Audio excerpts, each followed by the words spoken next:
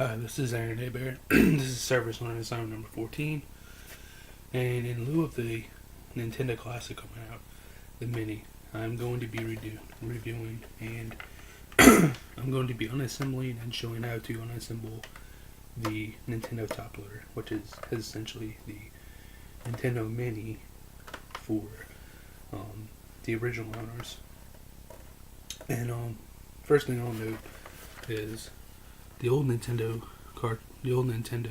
system, the original one, before the top loader had the AV ports, and unfortunately, the top loader only had the RF switch, which means you would have to scan the bar lines on it when you were playing. They'd be very visible.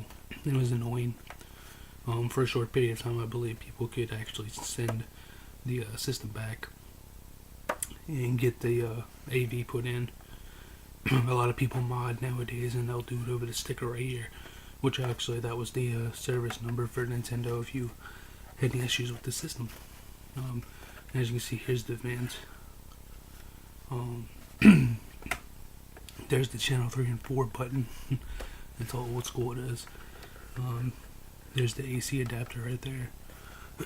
Port. And that's how it would go down. You would just put the game in right there. There's the power button.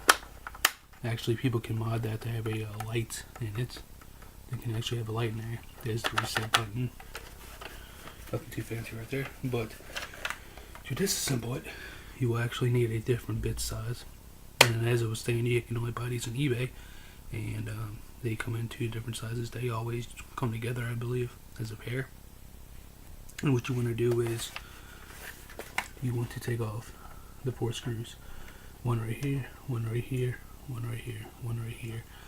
And there's just a warning. There's the the VIN number, I guess you could say, sort of. Or the assembly line number, whatever you want to call it.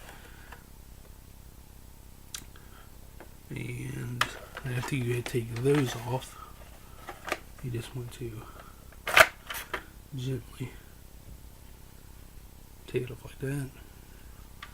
Here's the inside of the top.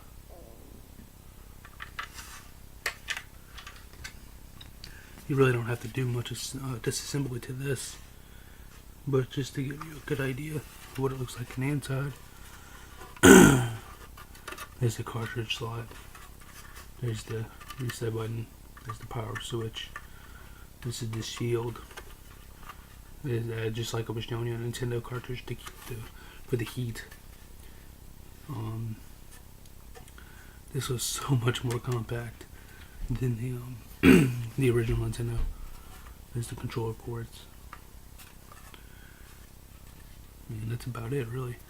If you wanted to assemble it even further, all you would have to do is just take off this screw, this screw right here.